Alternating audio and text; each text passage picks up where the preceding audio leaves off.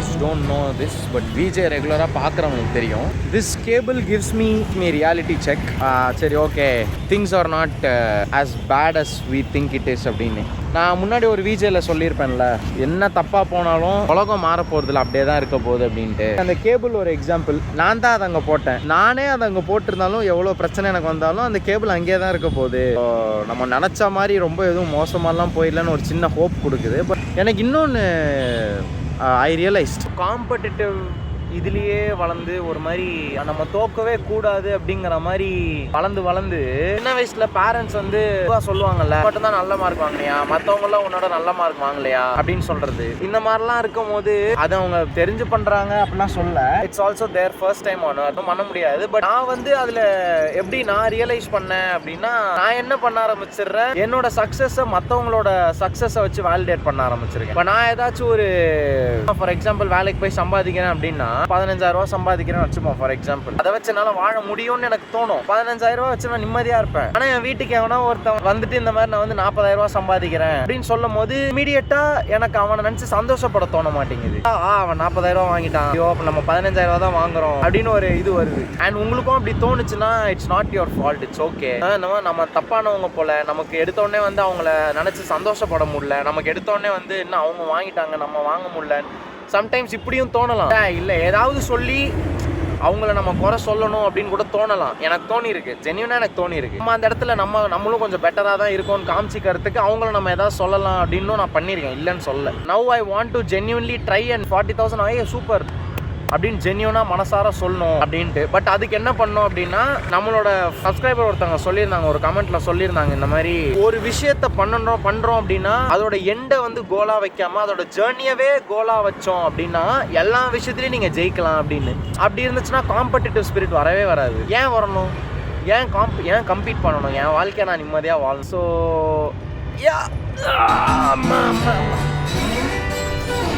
அடுத்த நாள் ஒரு பாட்காஸ்ட் பேசுகிறதுக்கு கூப்பிட்டுருந்தாங்க, டாக் வித் திவ்யா அப்படின்ற சேனலில். அதோட வீடியோ போய் பாருங்கள், கீழே டிஸ்கிரிப்ஷனில் லிங்க் கொடுக்குறேன். ரீசெண்டாக டாக் வித் திவ்யா அப்படின்னு சொல்லிட்டு ஒருத்தவங்களோட சேனலுக்கு ஒரு பாட்காஸ்ட்டுக்கு இன்டர்வியூக்கு போயிருந்தேன். அங்கே வந்து she asked me questions about life.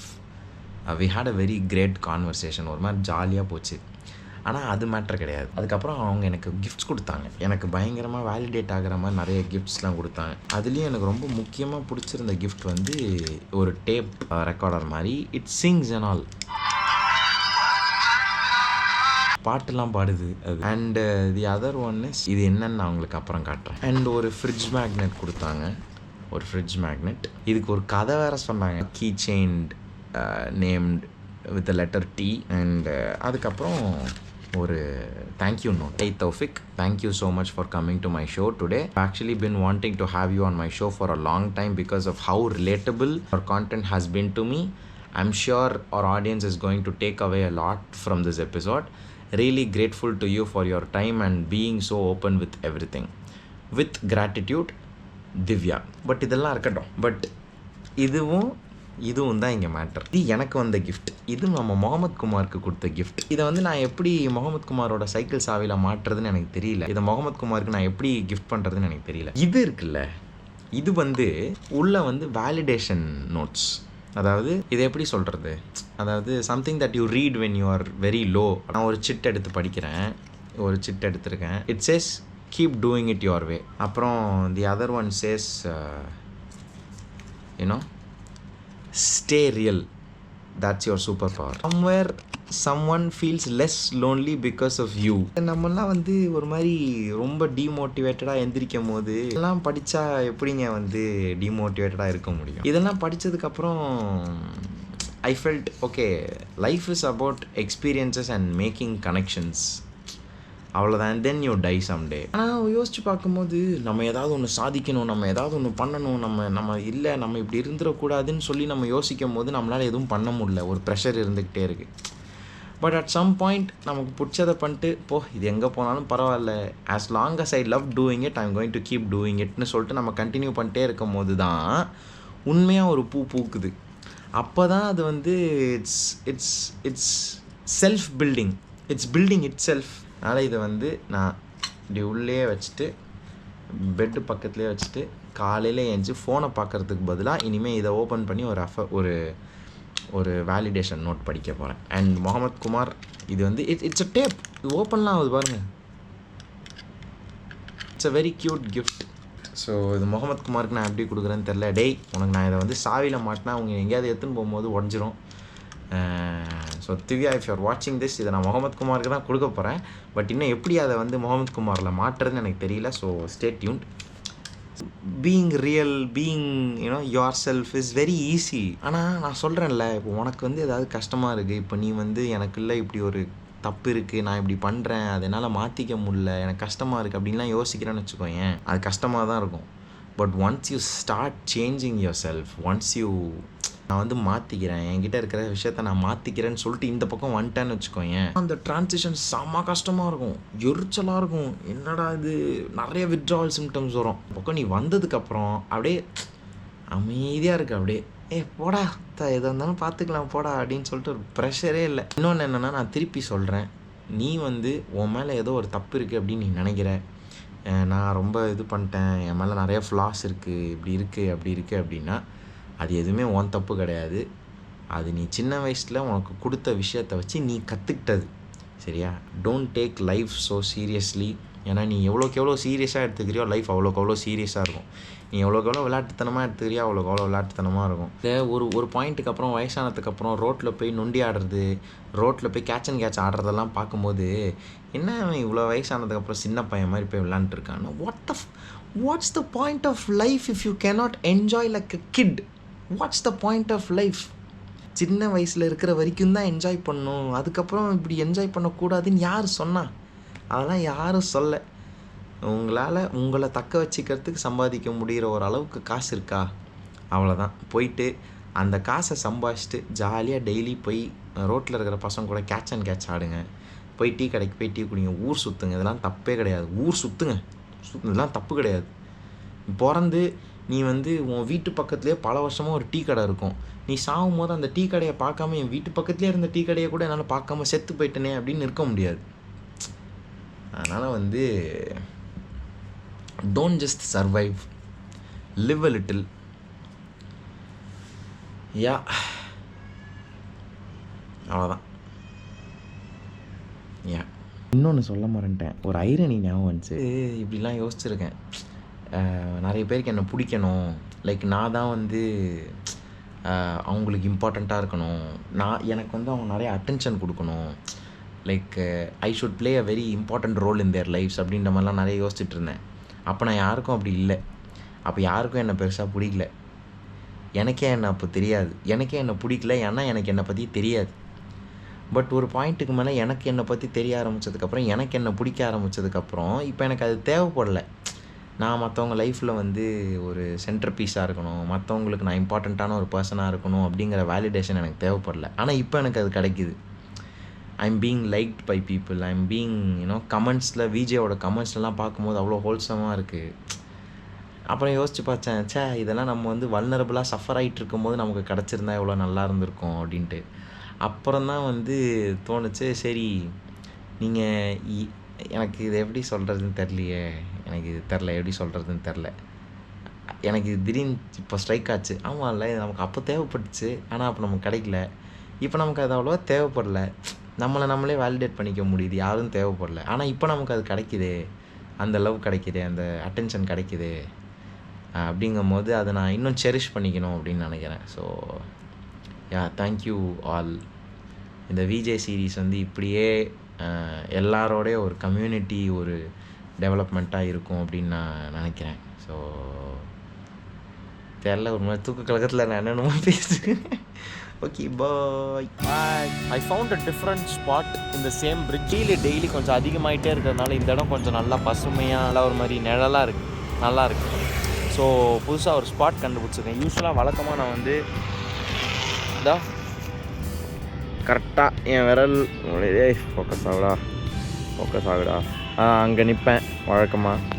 But this time அப்படியே இவ்வளோ தூரம் வந்து நான் வந்து ரீசெண்டாக வந்து இங்கே நிற்கிறேன். என்னோடய பேச்சோட டோனே மாறிடுச்சு. நான் என்னோடய ஃப்ரெண்டுக்கிட்ட வந்து ஒரு நாள் வந்து சொல்லிட்டு இருந்தேன், இந்த மாதிரி வந்து பஸ் வருது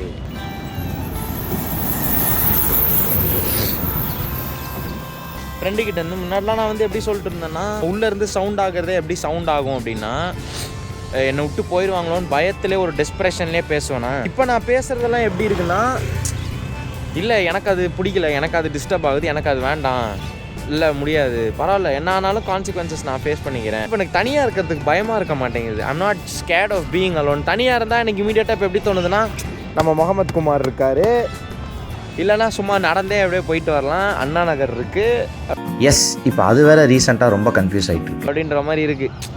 இது சுற்றி இப்போ என்னை சுற்றி ஒரு 5 கிலோமீட்டர் 6 கிலோமீட்டர் ரேடியஸ்லேயே இவ்வளோ இருக்குன்னா, அப்போ இமேஜின் இஃப் ட்ராவல் பண்ணலாம் ஆரம்பித்தா, இப்போ சைக்கிள்லேயே பின்னாடி ஒரு இது மாதிரி ஒன்று கட்டி அப்படியே இங்கே வந்து அப்படியே ஏதாவது ஒரு லஞ்சு, அப்படியே துணிமணி, டென்ட்டு, கேம்புக்கு அப்படின்லாம் கட்டி, அப்படியே இங்கே வாட்டர் பாட்டிலுக்கு இங்கே இது சரியே இல்லைங்க. வாட்டர் பாட்டிலுக்கு இது வச்சா ஊந்துருது. அன்றைக்கி ஒரு நாள் என்ன ஆச்சு, லைலா காலேஜ் இருங்க ஃபஸ்ட்டு அதை சொல்லிடுறேன்.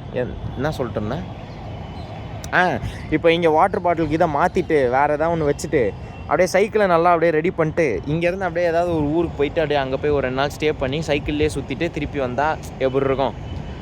அப்போது 5 கிலோமீட்டர் ரேடியஸில் டெய்லி வர்றதுக்கே இவ்வளோ இது இருக்குது அப்படின்னா, இமேஜின் ட்ராவல் பண்ணதுக்கப்புறம் எவ்வளோ இடம் வந்து கிடைக்கும், எவ்வளோ விஷயம் வந்து நமக்கு சரி இது நல்லா இருக்கே அப்படின்ற மாதிரி இருக்கும். இப்போ ஒரு மாதிரி ரெஸ்ட்லெஸ்ஸாக இருக்குல்ல, கான்ஸ்டண்ட்டாக ஏதாவது ஒரு இதுக்கு ஓடிக்கிட்டே ஏதாவது ஒன்று பண்ணிக்கிட்டே இருந்துட்டு at the end of the day வந்து கடைசியில் நமக்குன்னு எதுவுமே இல்லையே அப்படின்ற மாதிரி ஒரு எம்டினஸ் வரும்போது தான் ஒரு மாதிரி கஷ்டமாக இருக்குது. இந்த கதையை சொல்கிறேன், லைலா காலேஜ் கதை. ஒரு நாள் என்ன ஆச்சு, சரி நம்ம இவ்வளோ நாள் சும்மா சைக்கிள் ஓட்டிகிட்டு இருக்கோமே, இங்கே வந்து ஏதாவது ஒரு ஜூஸ் மாதிரி வாங்கி வச்சுட்டு அப்படியே குடிச்சிட்டு ஓட்டலாம் அப்படின்னு சொல்லிட்டு ஒரு கேலரி கம்மியாக இருக்கிற பேப்பர் போட்டா இல்லை ஏதோ ஒரு இதோட பீச் ஜூஸ் ஒன்று வாங்கி வச்சேன். நல்லாவே இல்லை அது அதில் வாங்கி வச்சுட்டு நான் பாட்டு ஓட்டிகிட்டு இருந்தேன். சின்ன பள்ளத்தில் அப்படின்னு ஏறி இறங்கினதுக்கு பாட்டில் கீழே விழுந்துருச்சுன்னா லைலா காலேஜ் பிரிட்ஜுக்கு அடியில். அங்கே அவ்வளோ வண்டி வருது. ஒரு ஆட்டோக்கார அந்த பாட்டிலில் விட்டு ஏற்றி அந்த பாட்டில் டும்முன்னு திரும்பி அப்படியே சைடில் அடித்து அதை எடுத்து சரி இது வேலையாகாது அங்கேயே பிரிட்ஜ் அடியிலே நின்று குடிச்சிருவோம் அப்படின்ட்டு நான் அதை ஓப்பன் பண்ணுறேன். புஷ்ஷுன்னு ஊற்றுது அப்படியே சைடில். நான் உடனே கப்புன்னு எல்லாத்தையும் வாயில் அடிச்சுட்டு ஒரு மாதிரி இதே ஓட்டிகிட்டு இருந்தேன். Very bad experience. அதனால் வந்து இதை மாற்றணும். சரி, எல்லா நாளும் சைக்கிளில் தானே போகிறோம், இன்றைக்கி ஒரு நாள் நடந்து போகலாமேன்னு தோணுச்சு. ஆனால் சைக்கிளும் ஓட்டணும்னு தோணுச்சு. ஹாய்,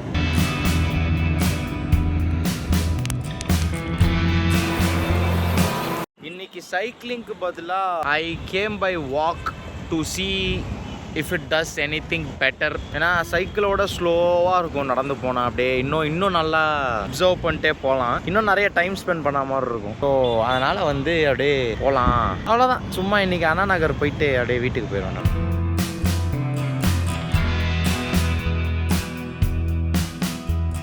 அண்ணா நகர் வந்தோடனே அப்படியே பிரைட் ஆகிடுச்சு, அப்படியே சுற்றி எல்லாமே கடை பேர்லாம் இருக்குல்ல. For example Max. நான் என்ன பண்ண போகிறேன் அப்படின்னா, அதை நான் ரிவர்ஸில் படிக்க போகிறேன். அதை நான் கரெக்டாக படிச்சிருக்கேனா அப்படிங்கிறத வீடியோவை நான் உங்களுக்கு ரிவர்ஸில் போட்டு காமிப்பேன். அந்த பேர் வருதா அப்படின்னு பார்ப்போம். ஃபார் எக்ஸாம்பிள் இங்கே ஒரு அமுல் இருக்கா, லுமா, இதை ரிவர்ஸில் போட்டு காட்டுறேன். அமுல் எப்படி கரெக்டாக வந்துச்சா? ஜாக்கி, ஈகாஜ், ஜாக்கி எப்படி, பஞ்சாப் நேஷ்னல் பேங்க், இதெல்லாம் ரொம்ப பெருசு, இதெல்லாம் வேணாம். ஆவின், நிவா, ஆவின், நிவா, ஆவின் எப்படி, ஆரோ, ஓரா, ஆரோ, ஓரா, ஆரோ, ஸ்கோடா, ஆடோக்ஸ், ஸ்கோடா. ஐ கெஸ் எல்லாமே கரெக்டாக தான் சொல்லிருக்கேன்னு நினைக்கிறேன்.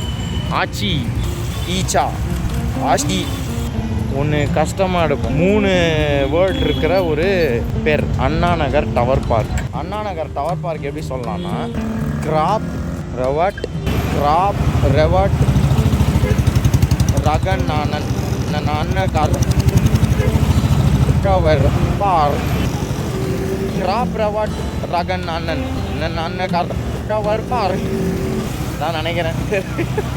பூமா, ஆமு, பூமா, ஹோண்டா, ஹோண்டா, ஆட்னோ, ஹோண்டா. அப்படி இப்படின்னு நடந்து எங்கேயாருலேருந்து அண்ணா நகர் பாதி தூரம் வந்துட்டேன். இப்படிலாம் போனால் டைம் போகிறதே தெரில. சும்மா ரேண்டமாக ஏதாவது ஒரு பேரை பார்த்து அது ரிவர்ஸில் யோசிச்சுட்டு அது எதுவும் வரலன்னா போட்டு மண்டையை குழப்பிட்டு சரி நான் போய்ட்டு மற்ற பேரெல்லாம் வந்து ஃபோனை கொஞ்ச நேரம் ஓரமாக வச்சுட்டு மற்ற பேர்லாம் ரிவர்ஸில் போட்டு சொல்ல முடியுதா? பேசிக்ஸ் ஸ்கிசேப் பேசிக்ஸ். Okay, by.